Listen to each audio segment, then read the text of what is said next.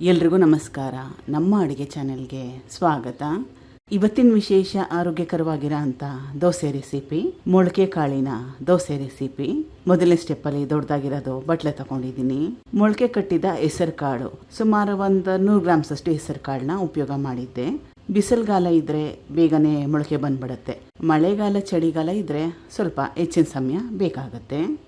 ಸಣ್ಣದಾಗಿ ಕಟ್ ಮಾಡಿ ಇಟ್ಕೊಂಡಿರೋ ಕೊತ್ತಂಬರಿ ಸೊಪ್ಪು ಮತ್ತು ಟೊಮೆಟೊ, ಸಣ್ಣದಾಗಿ ಕಟ್ ಮಾಡಿ ಇಟ್ಕೊಂಡಿರೋ ಈರುಳ್ಳಿ, ಹಸಿರು ಮೆಣಸಿನ್ಕಾಯಿ ಸಣ್ಣದಾಗಿ ಕಟ್ ಮಾಡಿ ಇಟ್ಕೊಂಡಿರೋದು. ಇದ್ರ ಜೊತೆಗೆ ನಿಮ್ಗೆ ಇಷ್ಟ ಇದ್ದರೆ ಸೌತೆಕಾಯಿ, ಕ್ಯಾಪ್ಸಿಕಮ್ ಇವನ್ನೆಲ್ಲ ಹಾಕೋಬೋದು. ರುಚಿಗೆ ತಕ್ಕಷ್ಟು ಉಪ್ಪು, ಚೆನ್ನಾಗಿ ಕಲಿಸ್ಕೋಬೇಕು.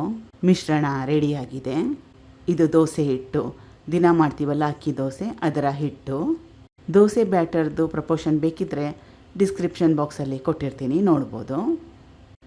ದೋಸೆನ ಹಾಕೊಂಡ್ಮೇಲೆ ಮಿಶ್ರಣ ಮಾಡಿಟ್ಕೊಂಡಿದ್ನಲ್ಲ ಅದು, ಎಣ್ಣೆ ಅಥವಾ ತುಪ್ಪ, ಮುಚ್ಚಳನ ಮುಚ್ಚಿಟ್ರೆ ಒಳ್ಳೆಯದು. ಒಂದು ಕಡೆ ಚೆನ್ನಾಗಿ ಕೆಂಪಾಗಿ ಬೆಂದ ಮೇಲೆ ತಿರುವಾಕೋಬೇಕು. 2 ಕಡೆ ಚೆನ್ನಾಗಿ ಬೇಯಿಸ್ಕೋಬೇಕು. ಇಷ್ಟ ಇದ್ದರೆ ಮೊಳಕೆ ಕಾಳನ್ನ ಆಫ್ ಬಾಯ್ಲ್ ಮಾಡ್ಕೊಂಡು ಕೂಡ ಉಪಯೋಗ ಮಾಡ್ಬೋದು. ಹೆಸರು ಕಾಳು ಹಸಿ ಇದ್ದರೂ ಕೂಡ ಚೆನ್ನಾಗಿರುತ್ತೆ. ಅದಕ್ಕೋಸ್ಕರವಾಗಿ ನಾನು ಹೆಸರು ಕಾಳನ್ನ ಬೇಯಿಸ್ಕೊಳ್ಳಿಲ್ಲ.